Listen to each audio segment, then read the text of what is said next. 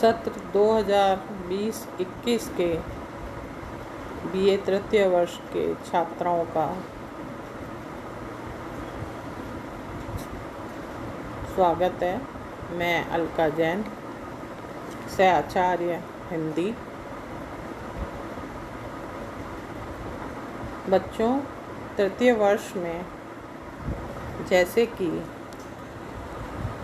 आप सभी जानते हैं कि आप आधुनिक काल का अध्ययन करेंगे।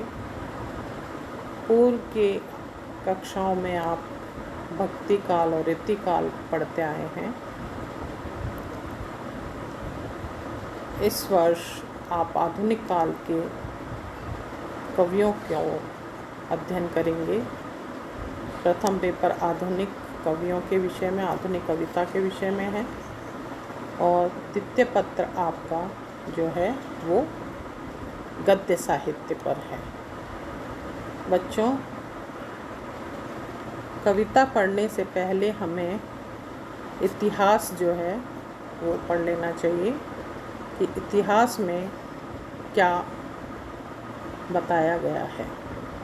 आधुनिक काल जो है उसका सबसे प्रथम काल जो था, प्रारंभिक काल था, वो था पुनर्जागरण काल, जिसे भारतेंदु काल भी कहते हैं। चूँकि भारतेंदु जी ने इस काल में अपनी साहित्य की जो है भंडार दिया, उससे ओतप्रोत रहा। हमारा इस काल का साहित्य समृद्ध रहा और साथ ही जो उस समय की हमारी समस्याएं थीं, उन समस्याओं को भी उन्होंने अपने साहित्य के माध्यम से व्यंगित किया। आधुनिक काल का जो प्रथम चरण, जैसे मैंने बताया, पुनर्जागरण के नाम से था। इसलिए आचार्य रामचंद्र शुक्ल ने भारतेंदु जी के रचना काल को ध्यान में रखकर इस काल के जो अवधि है वो बताई है 1868 से लेकर 1893 तक। वैसे तो भारतेंदु जी की जो है काल में 2 पत्रिकाओं का जो प्रकाशन हुआ, उसने अपना प्रतिनिधित्व निभाया।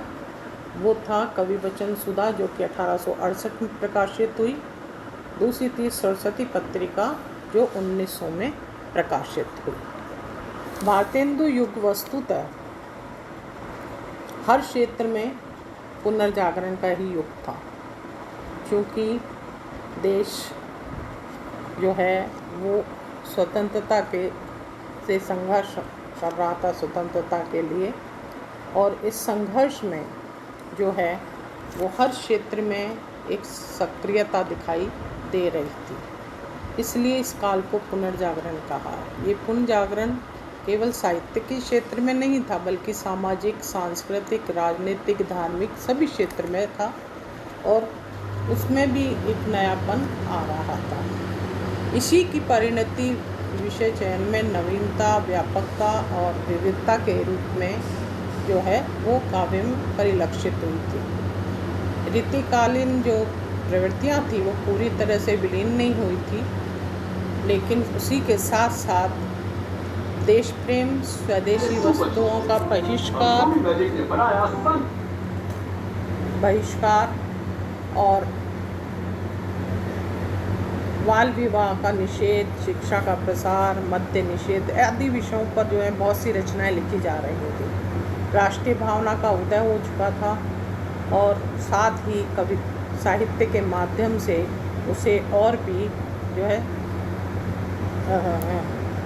कहना चाहिए प्रतिनिधित्व मिल रहा था। उसको और भी राष्ट्रीय भावना की जो है जागरण में समृद्धि हो रही थी। इसी काल में जो है भारतेंदु जी ने एक नाटक लिखा था जिसका नाम था भारत दुर्दशा। इस नाटक के माध्यम से भारतेंदु जी ने सभी पाठकों को भारत की दशा का चित्रण करते हुए उनका ध्यान आकृष्ट किया था और भारतीयों को जागृत किया था। उनकी पंक्तियाँ थी, रोवऊ सब मिली आवऊ भारत भाई, हा हा भारत दुर्दशा देखी ना जाए। इस तरह कहकर उन्होंने सचेतित किया था।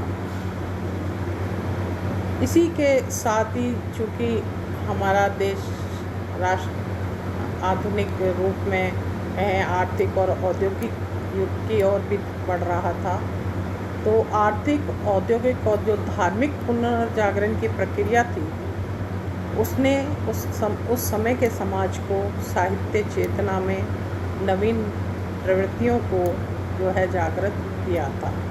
अंग्रेजी शिक्षा चूँकि वो भी प्रचार प्रसार पा रही थी, मुद्रण यंत्रों में जो है समाचार पत्रों, पत्रिकाओं, पुस्तकों में अपना महत्वपूर्ण योगदान देना शुरू कर दिया था।